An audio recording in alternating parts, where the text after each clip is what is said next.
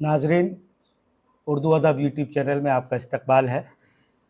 आज हम जिस अजीम शख्सियत से बातचीत करने जा रहे हैं उसके बारे में मैं आपको ये बताना चाहता हूँ। यूँ तो बर्र-ए-सग़ीर में मिर्ज़ा ग़ालिब और इक़बाल पर बहुत काम हुआ है, लेकिन इक़बाल के ताल्लुक़ से मैं ये कहूँगा कि जितना काम डॉक्टर सदाकतुल्लाह साहब ने किया है, वो यकीनी तौर पर बहुत कम लोगों ने उन पहलुओं को निकाल कर लाए हैं जो हमारे दरसी मसाइल को हल करती है। बिलख़ुसूस डॉक्टर सदाकतुल्लाह खां साहिब की एक किताब, जो मैं समझता हूँ कि उनकी पहली तख़लीक़ थी, बहरे इक़बाल के चंद गौहर। उसमें उन्होंने 20 नज़्में अल्लामा इक़बाल की शामिल की, 9 बांगे दरा से और 9 बाले जिब्रील से, और 2 नज़्में और उसमें शामिल थी। और उनको इस तरह पेश किया गया कि उन नज़्मों को सबसे पहले बिल्कुल जैसे वो नज़्में उनके मजमूए में शामिल हैं, ठीक ऐसे ही नज़्म को उतारा गया। उसके बाद उसके मुश्किल अल्फाज, फिर उसकी तफ़हीम की गई और उसके फ़नी महासिन पर भी बहस की गई। और एक इस तरह से पेश किया गया जैसे कि हम जब क्लास में बच्चे को पढ़ाने जाते हैं तो लेसन प्लान तैयार करते हैं, बिल्कुल सीधा-सीधा लेसन प्लान तैयार करने का आपने काम किया है। और ये काम न सिर्फ़ तलबा के लिए बड़ी अहमियत रखता है, बल्कि उन असातिज़ा के लिए बहुत आसानियाँ फ़राहम करता है, जो उर्दू की तदरीस करते हैं, बिलख़ुसूस नज़्मों की तदरीस करते हैं, और उसमें भी डॉक्टर अल्लामा इक़बाल की शायरी को बच्चों तक पहुँचाते हैं। इसके अलावा डॉक्टर सदाकतुल्लाह साहब की मुतअद्दिद कुतुब हम मंज़र आम पर आ चुकी हैं, जिसमें हाल ही में उनकी एक नई किताब मंज़र आम पर आने वाली है। मैं डॉक्टर साहब से दरख्वास्त करूँगा कि बराए करम उन किताबों के बारे में जो आपकी इसके अलावा आ चुकी हैं और जो अभी आने वाली किताब है, उसके बारे में ज़रूर कुछ बताएँ। मैं सबसे पहले उर्दू अदब चैनल जिसके बानी खुर्शीद साहब हैं, उनका इस्तकबाल करता हूँ, और बाकी तमाम लोग जो मेरे शनासा हैं, पुराने शनासा हैं, जिनमें अवैस जमाल शमसी साहब, इन्होंने गाहे गाहे मेरी मदद भी की है मेरे तख्लीक़ी काम में। खुर्शीद साहब ने भी मदद की है। हमारे वफ़ा नक़वी साहब अक्सर आए हैं यहाँ पर, और मेरे डॉक्टर मुजीब शहज़र साहब, तो वो पहली शख्सियत हैं जिन्होंने मेरी किताब के ऊपर अपना कलम चलाया, और इतना बड़ा लिखा अखबार का मेरे ख़्याल से जो बीच का हिस्सा था वो फुल एस्केप था। यहाँ डॉक्टर साहब मैं आपको एक बात रोक कर ये अर्ज़ करना चाहता हूँ कि मेरी 7वीं किताब हर्फ़ज़ार, जो तज़ियाती और तनक़ीदी मज़ामीन का मजमूआ है, उसमें ये आपका मज़मून भी शामिल है। माशाअल्लाह। इसके अलावा मैं मुजीब साहब का एक और मतलब ये है कि एहसानमंद हूँ, वो कि मेरे शागिर्द हैं ये, लेकिन चूँकि प्रोग्राम अदबी है और उसमें इन एहसानमंदों में अवैस जमाल सिद्दीक़ी शमसी भी हैं, कि जब हमारी किताब का इजरा हुआ, अल्लामा इक़बाल के कलाम में फ़ितरत की जलवागरी, तो उसका इजरा हुआ था, और वो इजरा ग़ालिबन यहाँ हुआ था इसमें विक्टोरिया में, और निज़ामत अवैस जमाल शमसी साहब ने की थी। तो किताब का लिखना अलग बात है और किताब की पजीराई अलग बात है। जब तक उसकी तहरीर की, उसके कलम की तब पजीराई नहीं होती, किताब की अहमियत भी नहीं होती। तो मुजीब साहब, मैं बहुत बहुत मशकूर हूँ आपका इस ताल्लुक़ से। बाकी किताबें और लिखी गईं, तकरीबन 8 किताबें لکھ چکا ہوں میں علامہ اقبال کے تعلق سے، جس میں ایک کتاب آپ کے سامنے ہے، یہ مسجد قرطبہ کا تفصیلی جائزہ۔ یہ کتاب ایسی ہے بقول ابے جمال شمسی کے کہ اگر اسے کوئی پڑھے تو مسجد قرطبہ جو نظم ہے، بڑی طویل نظم ہے بال جبریل میں، تحقیق کے تعلق سے ان لوگ کے لیے بڑی معاون ثابت ہوگی۔ میں نے اس کے اندر صرف یہی نہیں کہ اشعار کی تشریح کی ہو، بلکہ مسجد قرطبہ کیسی تھی، اس کا وجود کیسے قائم ہوا، اس کے وجود کے قائم کرنے میں کون کون تھے، پھر یہ ہے کہ وہاں کا جغرافیہ کیسا تھا، اور اب اس کے بعد وہ جب زوال پذیر ہوا وہاں پر مسلمانوں کی حکومتوں کا معاملہ، تو اب مسجد قرطبہ کی کیا نوعیت ہے، یہ ساری کی ساری اس میں لکھی ہے۔ میں نے آپ کا مسودہ پڑھا تھا کتاب چھپنے سے پہلے ہی، اور اس میں نے یہ محسوس کیا کہ آپ نے نہ صرف مسجد قرطبہ ایک تفصیلی جائزہ نام سے کتاب لکھی ہے، بلکہ ایک تاریخ رقم کر دی ہے، اور ساتھ ساتھ علامہ اقبال کی اس نظم کو پوری کو آپ نے جس طرح تشریح اس کی ہے، تو یقینی طور پر وہ بہت زبردست ہے تہے گردو اگر حسن میں تیری مثال، قلب مسلمہ میں ہے اور نہیں ہے کہیں۔ یہ واہ، شاید اس کا پہلا شعر ہے بالکل اس بالکل، کتاب کا۔ جی جی جی، تو ناظرین اور سامعین اور میرے تمام معاونین حضرات، میں ایک بار پھر آپ کا شکریہ ادا کروں گا، اور یہ بات کہوں گا کہ اب جو کتاب انشاءاللہ تعالیٰ بہت جلد آنے والی ہے، وہ کتاب علامہ اقبال کے تعلق سے ایسی کتاب ہے غفار نقوی صاحب کہ جو ان کی شاعری کو نشان زد کرتی ہے۔ واہ، شاعری کیا ہے، شاعری کسے کہتے ہیں، شاعری کی شروعات کیا ہوتی ہے، اور علامہ اقبال جس شاعری کی بدولت شاعر مشرق بنے، شاعر انقلاب بنے، شاعر جذبات بنے، اور شاعر حیات بنے، کیا کہنے تو علامہ اقبال ایک شاعر حیات کے تعلق سے موضوع سے میں نے اس کتاب کو بہت اچھا لکھنے کی ٹاپک کوشش آپ نے کی لیا ہے۔ بہت اچھا عنوان اس ہے، کے بہت اندر اچھا۔ 10 مضامین ہیں، اور وہ 10 مضامین میں جو شروعات کی ہے میں نے، وہ اسی سے کی ہے کہ جس شاعری نے علامہ اقبال کو شاعر حیات اور شاعر مشرق بنایا ہو، وہ شاعری ہوتی کیا ہے، واہ، وہ شاعری ہے کیا، جی جی، اس کے مقاصد کیا ہیں۔ بڑی عرقریزی آپ نے اس میں کی ہے۔ اور اگر وقت ملا مجھے اور تھوڑا سا، تو میں شاعری کسے کہتے ہیں اس کے 2 یا 3 اقتباس آپ کو پڑھ کے بھی سناؤں گا۔ بالکل۔ اچھا ڈاکٹر صاحب، آپ کی ایک کتاب گلدستہ ادب اردو، ادب اردو، تو اس تعلق سے بھی آئی تھی، اس کے بارے میں بھی، کیونکہ وہ کتاب میرے خیال سے علامہ اقبال سے ریلیٹڈ نہیں ہے، بلکہ وہ ان طلباء کے لیے کتاب آپ نے ترتیب دی ہے جو اردو ادب سے دلچسپی رکھتے ہیں اور اردو کے طالب علم ہیں، تو اس کے تعلق سے بھی کچھ ارشاد فرمائیں۔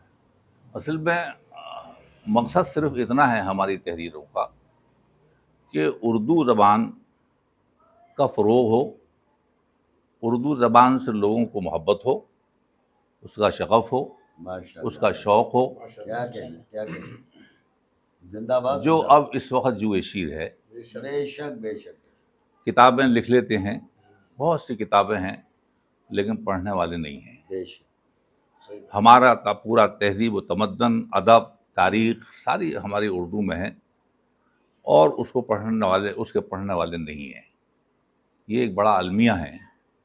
تو میرا مقصد جو تھا، علامہ اقبال کے بعد یا علامہ اقبال سے پہلے، کہ اردو سے لوگوں کا لگاؤ پیدا ہو، بہت اچھی بات۔ اور بہت آسان لفظوں میں اردو ادب کے تعلق سے لوگوں کو روشناسی ہو۔ کیا کہنے، تو وہ گلدستہ ادب اردو جو ہے، وہ اردو ادب کے مختلف اصناف پر، تقریباً 23 اصناف کے اوپر مشتمل ہے۔ ماشاء اللہ، واہ، 23 اصناف پر مشتمل ہے، اور بہت سہل طریقے سے آپ نے اور اس کو بہت آسان طریقے سے لکھا ہے، کیونکہ ادب کے تعلق سے لوگوں نے بہت کتابیں لکھی ہیں، بہت زیادہ کتابیں لکھی ہیں، مگر اس کو وہ بڑے ادق ہیں، بڑی مشکل کتابیں ہیں، بعض تو بڑی مشکل کتابیں جی ہیں۔ جی، تو میرا مقصد یہ تھا کہ اردو پڑھے آدمی تو ایسی آسان ہو تاکہ اس کے سمجھ میں آئے، صحیح بات. اس کے سمجھ میں نہ صرف اردو آئے اور اس کے مضامین آئے، اس کے سمجھ میں اس کا جو ہم کہنا چاہتے ہیں اس سے کہ غزل کسے کہتے ہیں، مرثیہ کسے کہتے ہیں، نظم کسے کہتے ہیں، تو اردو کی تاریخ کیا ہے. مجیب صاحب یہ سارے مضامین اس کے اندر موجود ہیں. جی جی بڑا کام ہے، بہترین کتاب ہے، میں نے اس کو پڑھا ہے. آئیے ناظرین، ہمارے بیچ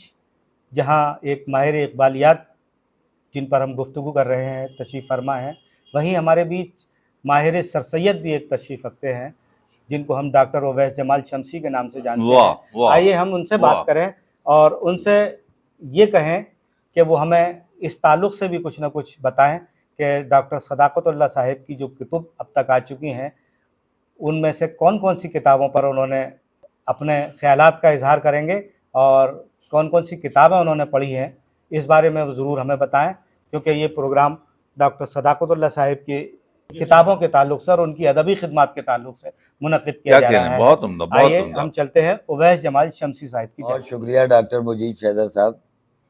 ناظرین کرام، یہ عرض کر دوں میں اردو کا بہت معمولی اور ادنا حقیر سا طالب علم ہوں. میں سمجھتا ہوں کہ اقبال کو سمجھنا جتنا دشوار عمل ہے اس سے زیادہ دشوار عمل ہے اقبال کو سمجھانا، اور کیا یہ بات کام ہے. صداقت اللہ صاحب نے جتنی آسانی سے کیا ہے اس میں ان کی علمی صلاحیتوں کا، ان کی فنی لیاقتوں کا اور ان کی بصیرتوں کا بڑا دخل ہے. ڈاکٹر صداقت اللہ صاحب نے اقبال کو جس سہل انداز میں پیش کیا ہے، ان کی میں نے ساری ہی قریب 8 کتابیں میں نے علامہ اقبال پر ڈاکٹر صداقت اللہ صاحب کی پڑھی ہیں، اور اتفاق یہ ہے کہ ان کی جو پہلی کتاب علامہ اقبال پر آئی تھی، بحر اقبال کے چند گوہر، تو اس کتاب کا اجرا بھی میری ہی ادبی تنظیم نے علی گڑھ مسلم یونیورسٹی کے کینیڈی ہال میں کرایا تھا. اور مجیب صاحب، خورشید صاحب، وفا صاحب، یہ عرض کرنا اپنا فرض سمجھتا ہوں اور ناظرین کرام کو بتانا اپنا فرض سمجھتا ہوں کہ علی گڑھ مسلم یونیورسٹی کی ساری تاریخ میں علاوہ اساتذہ کے کسی غیر استاد کی کتاب کا یہ پہلا اجرا تھا جو کینیڈی ہال آڈیٹوریم میں منعقد ہوا، اور اس میں پروفیسر صغیر افراہیم، ڈاکٹر راحت ابرار جیسی عظیم شخصیات نے شرکت کی. ان پر بڑے ایف ایس شیروانی صاحب نے، فواد شیراز شیروانی صاحب نے اس میں شرکت کی. اتفاق سے نظامت بھی میں نے کی تھی، اور اس میں بڑے سیر حاصل مضامین ڈاکٹر صداقت اللہ صاحب پر پڑھے گئے. ان کی کتاب پر صداقت اللہ صاحب نے اقبالیات کے علاوہ ایک بڑی خدمت اردو کی یہ انجام دی ہے کہ انہوں نے اردو زبان و ادب پر ایک کتاب تخلیق کی جس میں 20 کے قریب اردو ادب کی اصناف پر انہوں نے گفتگو کی ہے. قصیدہ، ربائی، غزل، نظم، افسانہ، ناولٹ، افسانچہ، ان سب پر انہوں نے اتنی سیر حاصل گفتگو کی ہے کہ میں سمجھتا ہوں کہ اردو کے طلباء کے لیے اس کتاب کو پڑھنے کے بعد پھر کسی اور کتاب کی ضرورت باقی نہیں رہتی. میں صداقت اللہ صاحب کو مبارکباد پیش کرتا ہوں. ابھی ان کی نویں کتاب مسجد قرطبہ کا ایک جائزہ، میں اتفاق سے میں نے اس کتاب کا مسودہ پڑھا ہے، اور یہ عرض کر دوں کہ یہ مسجد قرطبہ جو کتاب ہے اس میں صداقت اللہ صاحب نے نہ صرف یہ کہ اقبال کی شاعرانہ اور مفکرانہ عظمتوں کو قارئین کے سامنے پیش کیا ہے، بلکہ مسجد قرطبہ کا تاریخی اور جغرافیائی پس منظر جس طرح انہوں نے بیان کیا ہے وہ ایک بڑا تحقیقی عمل ہے. اس کے لیے میں مبارکباد دیتا ہوں شکریہ صداقت اللہ صاحب آپ کو. بہت بڑا کام ہے یہ، اور میں سمجھتا ہوں کہ انشاءاللہ جب آپ کی یہ کتاب ریلیز ہوگی اور منظر عام پر آئے گی تو جس طرح آپ کی 8 کتابوں کو پذیرائی حاصل ہوئی ہے، ادب کی دنیا میں اس کتاب کو بھی خاطر خواہ پذیرائی حاصل ہوگی انشاءاللہ. بہت بہت شکریہ اویس جمال شمسی صاحب، آپ نے بہت اہم اور معلوماتی گفتگو کی، اور ڈاکٹر صداقت اللہ صاحب की अदबी खिदमत के ताल्लुक़ से ये हमारा आज का मखसूस प्रोग्राम आपकी समातें और आपके नज़र किया जा रहा है। अब आइए हमारे दरमियान एक ऐसी अजीम शख्सियत शायरी के हवाले से भी और अदब के हवाले से भी मौजूद है, जिसको हम डॉक्टर बसीरुल हसन वफ़ा नकवी के नाम से जानते हैं, क्या कहने क्योंकि वो एक ख़ुद मुदर्रिस हैं और डॉक्टर साहब की जो किताबें हैं, सदाकतुल्लाह साहिब की जो किताबें हैं, वो बिलखुसूस मुदर्रिस के लिए, एक मुअल्लिम के लिए एक रहनुमाई करने वाली किताब कही जा सकती है। तो मैं उनसे चाहूँगा कि वो आज के इस प्रोग्राम में डॉक्टर सदाकतुल्लाह साहिब की किताबों के ताल्लुक़ से अपने इज़हार ख़्याल फरमाएं। बहुत शुक्रिया आली जनाब मोहतरम डॉक्टर मुजीब शहज़र साहब, बड़ी मोहब्बत से आपने मुझे इस अदबी प्रोग्राम में दावत दी है और ख़ुशी इस बात की है कि अलीगढ़ हमारा अदबी एतबार से, इल्मी एतबार से, तहक़ीक़ी एतबार से हमेशा से सरे फ़हरिस्त रहा है। बेशक बेशक। यहाँ पर ऐसे ऐसे उलमाए किराम, ऐसे ऐसे उदबा, ऐसे ऐसे शौरा ने अपने कलम का लोहा मनवाया है जो अपनी मिसाल आप हैं। और मुझे इस कहने में कोई दरीग़ नहीं है, आज के दौर में या असर हाज़िर में आली जनाब मोहतरम सदाकतुल्लाह ख़ान साहब की शख्सियत एक ऐसी ही शख्सियत है जिन्होंने अपनी तहरीर से अपना लोहा मनवाया है। बेशक बेशक। आप देखें कि कुछ लोग गुफ्तार के गाज़ी हुआ करते हैं, बड़ी बड़ी तकरीरें करते हैं, बड़ी बड़ी बातें करते हैं, लेकिन अगर उनसे कहा जाए कि 8 सतर लिख दीजिए, 8 सतरें लिख दीजिए, तो वहीं उनको पसीने छूटने लगते हैं और बड़ा मुश्किल मरहला होता है। 8 सतरें लिखना मुश्किल है और मैं समझता हूँ काबिल मुबारकबाद हैं हमारे डॉक्टर आली जनाब मोहतरम सदाकतुल्लाह ख़ान साहब के, जिन्होंने अदब को 8 किताबें तोहफ़तन दी हैं, वो भी और इक़बाल के मौजू पर। और कमाल की बात यह है कि अगर उसके उन किताबों का मुताला की जाए कि अगर कोई प्रोफेसर अगर मुताला करे तो उससे वो भी हासिल करेगा, अगर कोई एमए का तालिब इल्म हो तो उसको भी उसमें अपनी चीज़ मिल जाएगी, और अगर कोई बिल्कुल मुब्तदी चाहे कि मैं अल्लामा इक़बाल के हवाले से कुछ सीख सकूं, पढ़ सकूं, तो उनकी किताबें यानी मोहतरम सदाकतुल्लाह साहब की किताबें इस सिलसिले से उसके लिए भी मुआविन होंगी। और मैं समझता हूँ तहरीर का जादू यही है कि तहरीर महदूद ना हो, कहीं मुक़य्यद ना हो। जिस तरह से एक बड़ा शायर लामहदूद होता है, ज़मानों मकान से मावरा होता है, उसे आप किसी ख़ास इलाक़े में मुक़य्यद नहीं कर सकते, इसी तरह से एक अच्छे तनक़ीद निगार, एक अच्छे तबसरा निगार की तहरीरों को भी आप मख़सूस नहीं कर सकते, मुक़य्यद नहीं कर सकते। मैं समझता हूँ कि एक बड़ा कमाल किया है हमारे मोहतरम सदाकतुल्लाह ख़ान साहब से ने डॉक्टर अल्लामा इक़बाल की शायरी के हवाले से किताबें लेकर आएँ। और हुज़ूर, मुझे कहने में इसमें कोई याद नहीं है, डॉक्टर अल्लामा इक़बाल की शायरी पर गुफ्तगू करना, लिखना एक बहुत बड़ा मरहला है, और उनकी जो नज़में हैं, जो शायरी है, उसे अगर बिल्कुल आप सही पढ़ दें, कि कोई सही पढ़ दे, तो ये भी बड़ी कमाल की बात होती है, क्योंकि ऐसे ऐसे अल्फाज का उन्होंने इस्तेमाल किया। अभी हमारे डॉक्टर मुजीब शहज़र साहब फरमा रहे थे इससे हटकर गुफ्तगू में कि जिसने गालिब और इक़बाल को पढ़ा है उसके यहाँ जो है एक वही लफ्ज़ियात का मुज़ाहरा होता है, यानी वो अदब में रच जाता है, बस जाता है। तो अल्लामा इक़बाल की वो शख्सियत ऐसी शख्सियत है जिसने मैं समझता हूँ कि दुनिया को अदब के दायरे में ऐसा रंग दिया कि जनाब सदाकतुल्लाह ख़ान साहब जैसे अफराद उनके लिए पूरी ज़िंदगी वक्फ कर चुके हैं। बड़े कमाल की बात है। अब मैं आपसे एक गुफ्तगू करना चाहूँगा, एक सवाल आपसे पूछना चाहूँगा। अभी आपने गुफ्तगू फरमाया शायर हयात कहा डॉक्टर अल्लामा इक़बाल को, तो ज़रा आप ये 2 अल्फाज हैं, 2 लफ्ज़ हैं, एक शायर एक हयात, और दोनों को मिलाकर तरकीब शायर हयात की हुई, तो आप मुझे ज़रा सा, मैं आपसे ये पूछना चाहूँगा, आपको ज़हमत होगी कि शायर किसे कहते हैं और हयात किसे कहते हैं, और इन दोनों का इल्तिज़ाम अल्लामा इक़बाल पर कैसे खरा उतरता है, शायर हयात वो किस सूरत से? बहुत अच्छा सवाल। क्या बात है, बहुत उम्दा सवाल किया है डॉक्टर वफ़ा नक़वी साहब आपने। असल में अल्लामा इक़बाल ने अपने आप को कभी शायर नहीं कहा। क्या बात है, पहली बात तो ये, जी जी, उन्होंने कभी ये बात बाआवाज़ बुलंद नहीं कही कि मैं शायर हूँ,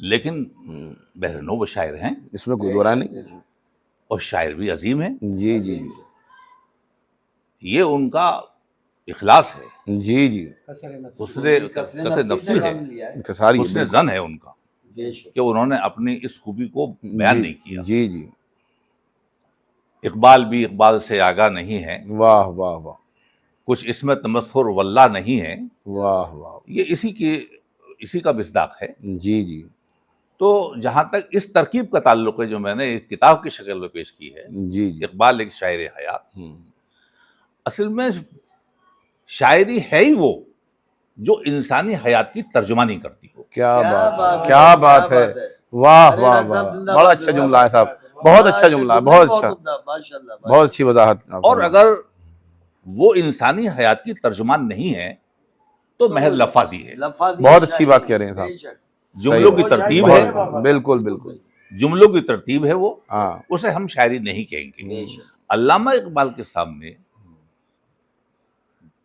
انسانی زندگی کے ڈھیروں مسائل تھے، واہ، اور اس میں سب سے بڑا مسئلہ امت مسلمہ کی زوال پذیری کا تھا، جی جی، کہ یہ حیات جو کل نشاط سے آراستہ تھی کیا بات ہے، وہ زوال پذیر کیسے ہو گئی، واہ واہ واہ واہ واہ، وہ زوال کی زد میں کیسے ہو واہ گئی، واہ، یہی ان کی سب سے بڑی فکر تھی۔ یہ فکر تھی ان کی، جی جی، اور یہ فکریں قرآن سے ماخوذ ہے۔ کیا بات، قرآن بھی اپنے بندوں کے تعلق سے اللہ رب العزت کہ ہم نے تمہیں واہ جو زندگی دی ہے وہ زندگی کہاں ہے، واہ، اس زندگی کو اپنا شعار بنا لو جی جی، تو تم ایک کامران اور کامیاب زندگی گزارنے والے ہو جاؤ گے۔ واہ، علامہ اقبال بھی کھوئے ہوئوں کی جستجو کرتے ہیں، واہ، اور واہ، یہی جستجو انہیں مسجد قرطبہ تک لے کھوئے جی، ہوئوں کی جستجو ہے۔ علامہ جی، اقبال کی شاعری جو ہے جی جی، وہ کھوئے ہوئے افتخار، کھوئے ہوئے وقار، اس کی جستجو ہے، جی، اور وہ اس جستجو کو مرد مومن کی زندگی میں دیکھتے ہیں، کیا بات ہے، کیا بات ہے، واہ واہ واہ، مرد مومن کی زندگی میں بہت دیکھتے ہیں۔ خوب، اور اب میں نے تو لکھا ہے، چونکہ کتابیں زیادہ تر ان کے تعلق سے ہیں، کہ کہاں ہے وہ مرد مومن، جی جی، نہیں ہے، معدوم ہوتے جا رہے ہیں۔ اب ڈھونڈیے اسے رخ زیبا لے کر، اب ڈھونڈ، اب ڈھونڈ اسے چراغ رخ زیبا لے زیبا کر، لے کر، تو وہ مرد مومن یا تو ڈھونڈ اس کو چراغ کسی ایسی گوشہ نشین ہے جہاں پر ہماری نظر نہیں جاتی، یا پھر وہ اب یہ دکھائی نہیں دیتا ہم لوگوں کو۔ علامہ اقبال نے اس حیات کی ترجمانی کی ہے اپنے سامنے، واہ جو واہ، انسانی حیات ہے، ماشاء اللہ، اور وہ انسانی حیات ہے جس کو اللہ رب العزت نے قرآن میں فرق کیا کہیں، اللہ کے محبوب رسول صلی اللہ علیہ وسلم نے جس زندگی کو پیش کیا ہے، وہ زندگی جو ہے اس زندگی کے علامہ اقبال شاعر ہے۔ علامہ اقبال کے یہاں گل و بلبل کی داستان نہیں ہے، کیا بات ہے، کیا بات ہے، گل و بلبل کے ہاں ان کے ہاں کوئی رجائیت نہیں ہے، ان کے یہاں شاعری کا ایک مقصد ہے، جی جی، بہت خوب، اور وہ مقصد ان کی فکروں سے آیا ہوتا ہے۔ کیا بات، اس کتاب کے تعلق سے ڈاکٹر مجیب شیدر صاحب، جی میں یہ بتانے کی بھی مطلب یہ ہے کہ کوشش کروں گا کہ حیات کیا ہے، یہ تو ہے ہی، سب معلوم ہے سب کو، لیکن میں نے مجیب صاحب اس حیات کے دو مطلب یہ ہے کہ حصے کیے ہیں، اس حیات کو دو جزوں میں بانٹا ہے، کیا بات، اس کے دو جز کیے ہیں کیا کہتے اس کتاب کے اندر۔ ایک، اگرچہ دونوں زندگی اور حیات دونوں ایک دوسرے کے مترادف ہیں، لیکن میں نے دنیا مطلب یہ زندگی کیا ہے اور حیات کیا ہے یہ بتانے کی کوشش کی ہے۔ واہ، قرآن پاک میں اللہ تعالیٰ فرماتا ہے، چونکہ یہ لفظ حیات لفظ جو ہے وہ عربی کا لفظ ہے، اور زندگی جو ہے یہ زیست سے کہتے ہیں مترشح ہے، اور یہ پرشین کا لفظ ہے۔ اللہ رب العزت دو زندگی کا ذکر فرماتے ہیں جس کو علامہ اقبال نے اپنی شاعری میں سمویا ہے۔ وہ زندگی جو کھیل اور کود میں گزرتی ہے، لہو لعاب میں گزرتی ہے، اور ایسی زندگی کو کوئی یاد نہیں رکھتا، ایسی زندگی نہ اللہ کے ہاں مطلوب ہے اور نہ دنیا والوں کو بھی مطلوب نہیں ہے۔ وہ بے شک بے شک بے شک، اگرچہ دنیا میں ہی وہ زندگی گزر رہی ہے، لیکن دنیا والے بھی اسی زندگی کے متمنی ہیں اور اسی زندگی کو مطلب یہ ایکنالج کرتے ہیں جو زندگی دوسرے لوگوں کے لیے گزرتی ہو۔